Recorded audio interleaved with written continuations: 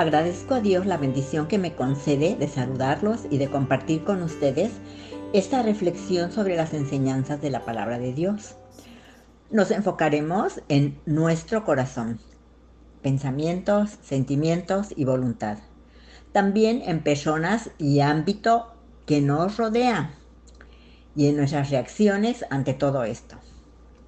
Esta reflexión la hemos titulado Altares al Dios no conocido. La base bíblica está en Hechos 17:23, que habla de un altar al Dios no conocido y dice así: pasando y mirando vuestros santuarios, hallé también un altar en el cual estaba esta inscripción: al Dios no conocido, al que vosotros adoráis, pues sin conocerle, es a quien yo os anuncio. ¿Por qué entonces el título dice altares y no altar? ¿Cuál es la razón para esto? Conforme avancemos en esta reflexión y con la ayuda de Dios, encontraremos las respuestas que necesitamos. Primero, hagamos algunas consideraciones sobre el apóstol Pablo y sobre la ciudad de Atenas. Luego haremos énfasis en algunos aspectos del contexto, pero para tener una idea más clara sobre esto, le sugerimos que lea el libro de los Hechos, su capítulo 17, versículos del 14 al 34. Veremos primero el apóstol Pablo en la ciudad de Atenas y, como dijimos antes, nos vamos a enfocar en el apóstol Pablo y en Atenas. Pablo era muy religioso. Su instrucción con Gamaliel era la mejor. Fue un buen fariseo, conocía las escrituras y creía sinceramente que el movimiento cristiano era peligroso para el judaísmo. De ahí que Pablo odiara la fe cristiana y persiguiera a los cristianos sin misericordia. Pero cuando Pablo tuvo un encuentro personal con Cristo, su vida nunca más fue la misma. Pablo fue transformado de perseguidor de cristianos a predicador de Cristo. ¿Qué había en el corazón de Pablo que causó esta transformación? Bueno, no veremos ahora la definición de transformación, sino veremos ejemplos de lo que es transformación. Es muy diferente al cambio. Ejemplos: cuando hay una transformación de una oruga a mariposa.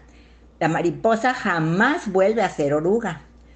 Otro ejemplo es de una partícula molesta para la ostra, cómo es transformada en perla.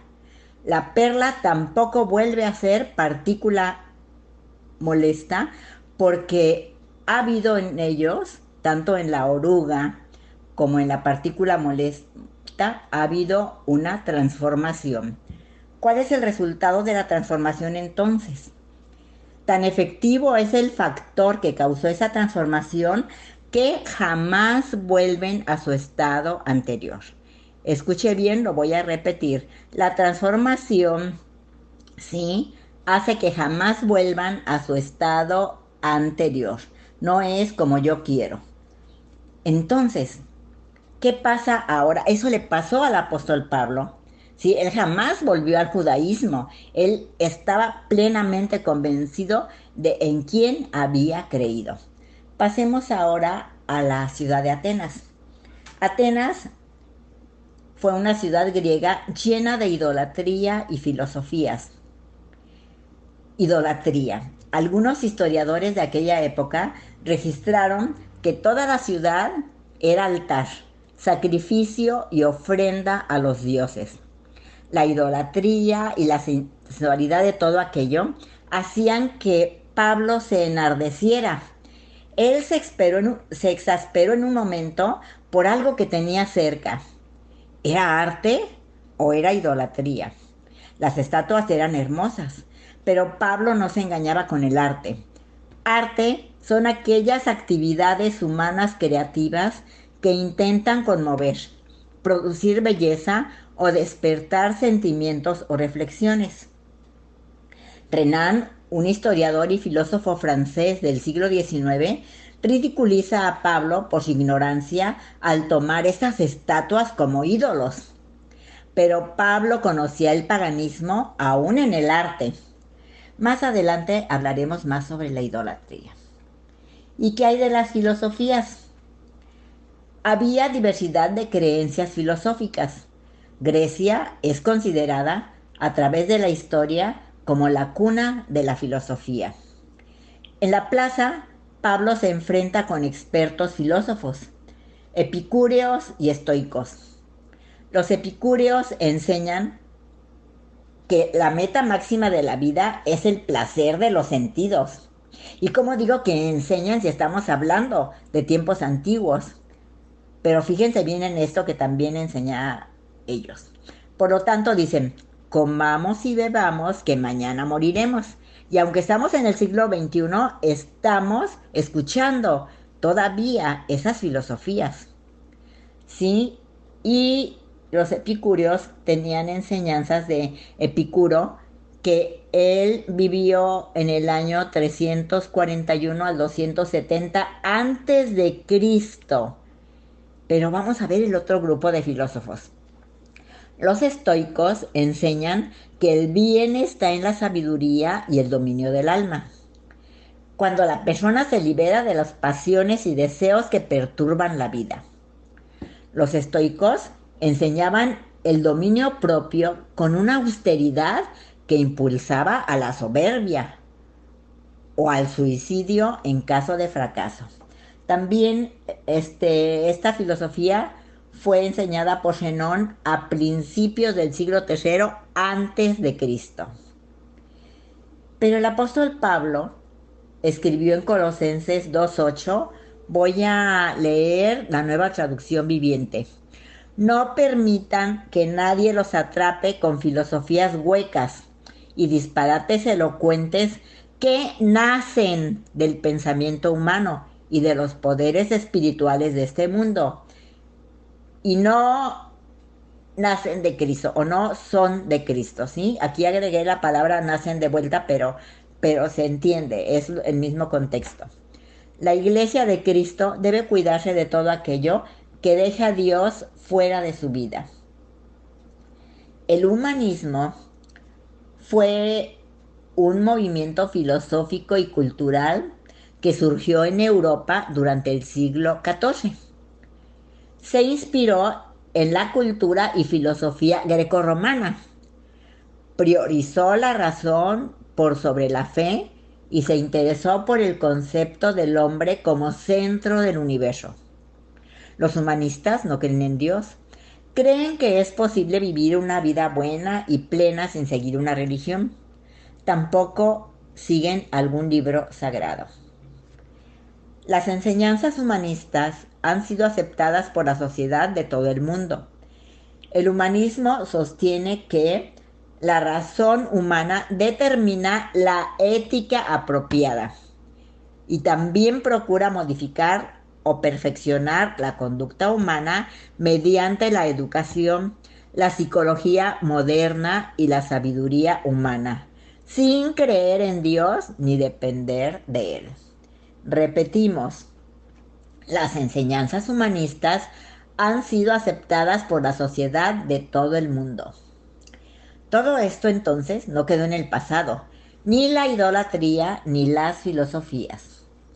Lo importante es identificar si algo o mucho de esto lo hemos aceptado, consciente o inconscientemente, y han moldeado nuestro carácter y nuestra forma de vida.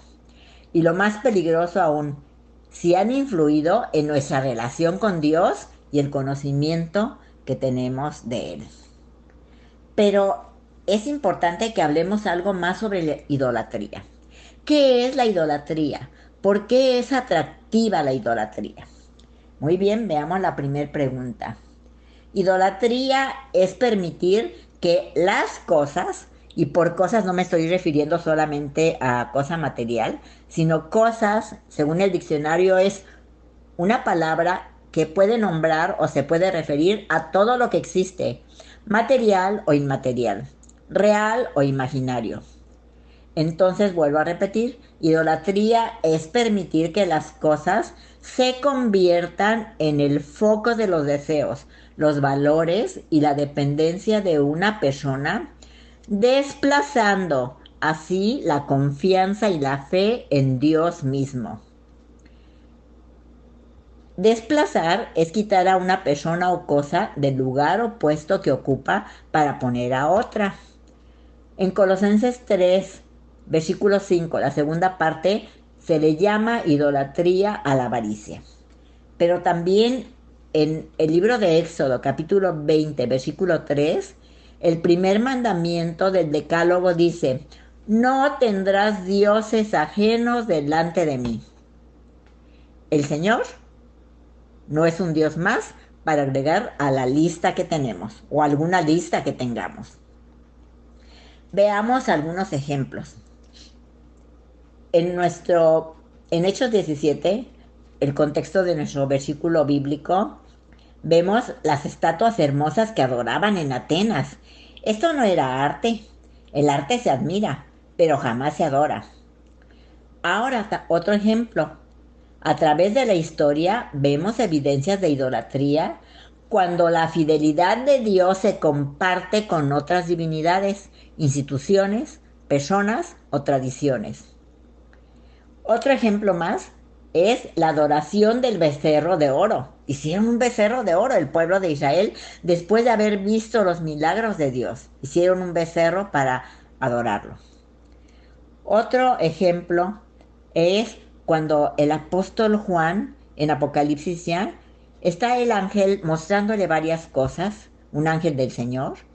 Imagine usted la hermosura del ser angelical que estaba con el apóstol Juan, quien en 2 ocasiones, este Juan, ¿sí?, se postra para adorarlo. Esto lo encuentra usted en Apocalipsis 19, versículo 10, y en Apocalipsis 22, versículos 8 y 9.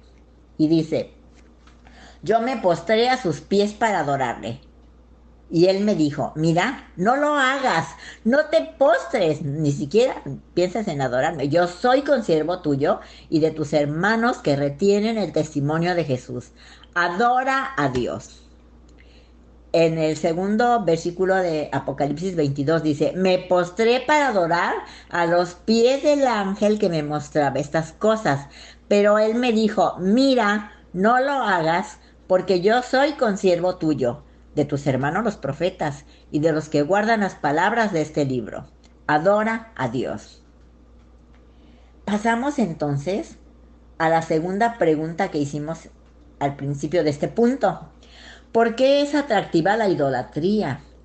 Podemos responder que la idolatría no exige obediencia, tolera la inmoralidad, ofrece algunos beneficios físicos y materiales. Y veamos una nota en los pasajes que hablan sobre la tentación de Jesús.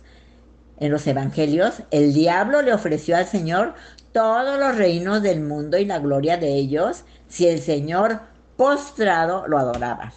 El diablo busca adoración y ofrece cosas para obtenerla. Muy bien, volvamos a nuestro contexto, a nuestro versículo base. Los atenienses levantaron un altar al Dios no conocido. Y quiero referirme ahorita a un antecedente, una anécdota sobre Epiménides, filósofo y poeta religioso del siglo VI antes de Cristo. Esta anécdota cuenta que este filósofo, durante una plaga, aconsejó el sacrificio de una oveja al dios apropiado, quien quiera que éste fuera. Si se dedicaba un altar a la deidad que no se debía, los atenienses temían la ira de los otros dioses, y por temor a perder bendiciones o recibir algún castigo, los atenienses construyeron un altar al dios no conocido. Aquí es necesario hacer una pausa para preguntarnos: ¿hay en la actualidad, consciente o inconscientemente, en las mentes y en los corazones de muchas personas religiosas, hay altares al Dios no conocido? Hemos construido en nuestros corazones un altar al Dios no conocido por temor a perder bendiciones o recibir algún castigo de Él? Bueno, pensamos que es momento para justificar nuestro tema. Es muy probable que alguien diga, no es un Dios desconocido, claro que yo lo conozco, soy cristiano o soy cristiana. La respuesta sincera nos ayudará a justificar nuestro tema. Altares al Dios no conocido. ¿Por qué altares? Porque muchos los pueden tener sin saberlo. ¿Por qué un Dios no conocido? Porque si lo conocemos, solo Él es y será el único Dios verdadero para nosotros. En Éxodo 20, versículo 3, el primer mandamiento del Decálogo dice, no tendrás dioses ajenos delante de mí. El Señor no es un Dios más para agregar a nuestra lista. Él es el único Dios verdadero.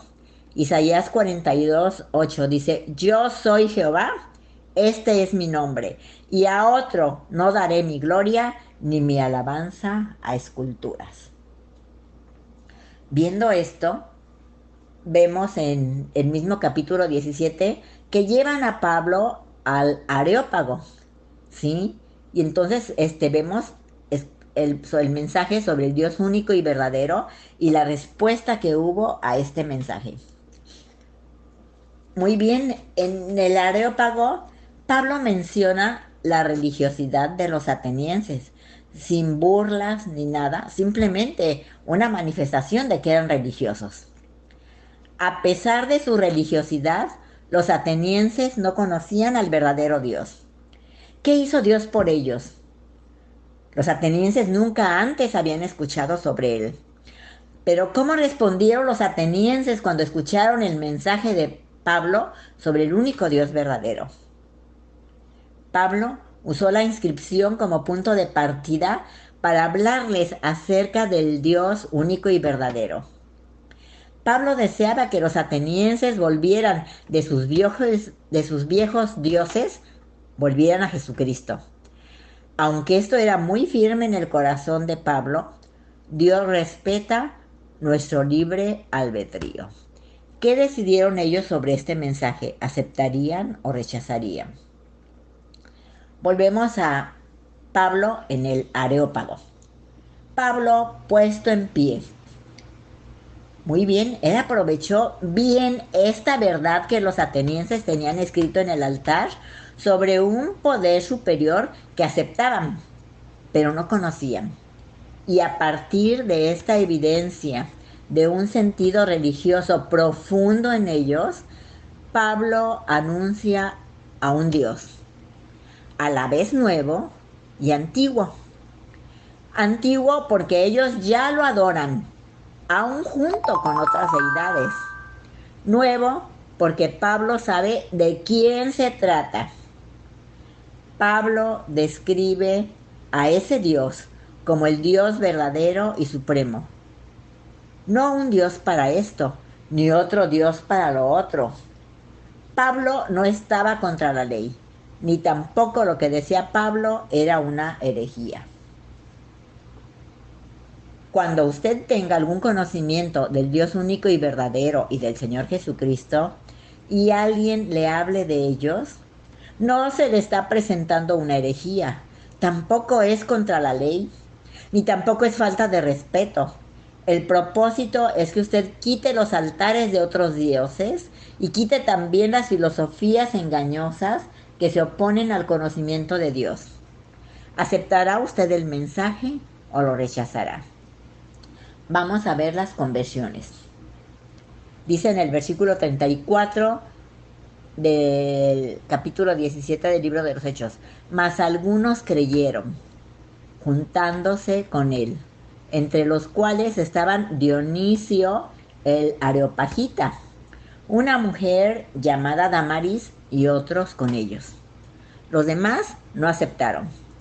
Dionisio el Areopagita era uno de los 12 jueces de la corte del Areópago. Eusebio dice que posteriormente Dionisio fue obispo de la iglesia en Atenas y que murió mártir. Damaris era una mujer aristócrata, pero hubo también otros convertidos. Ellos formaron un grupo grande para mantener ardiendo el fuego del Evangelio en Atenas. ¿Qué me enseña todo esto?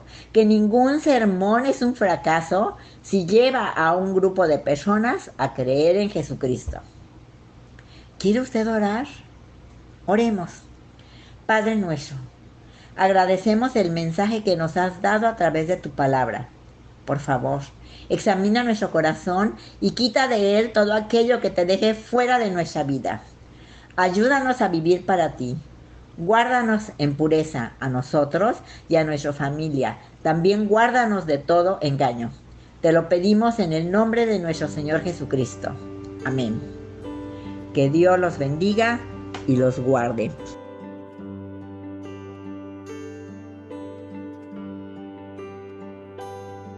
Sientes que el mundo está roto, más profundas las tinieblas. Sabes que ni la oscuridad podrá frenar la luz. Y en Cristo todo nuevo hecho está.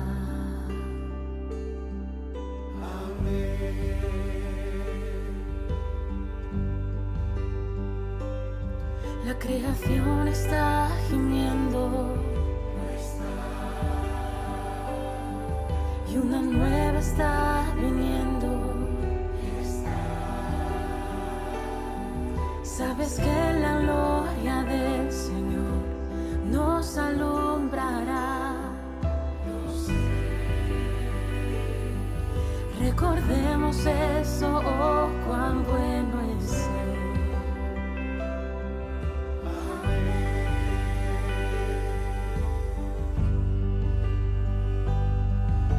Hay alguno digno, alguno perfecto, alguno que pueda abrir el libro y desatar sus sellos.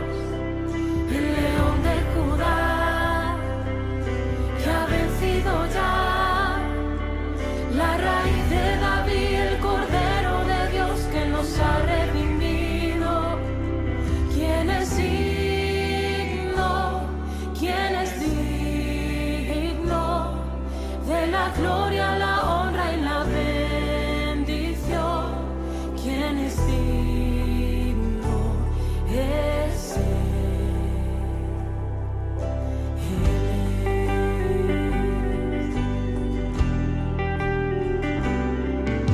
Dios Padre nos está amando. Dios Espíritu entre nosotros.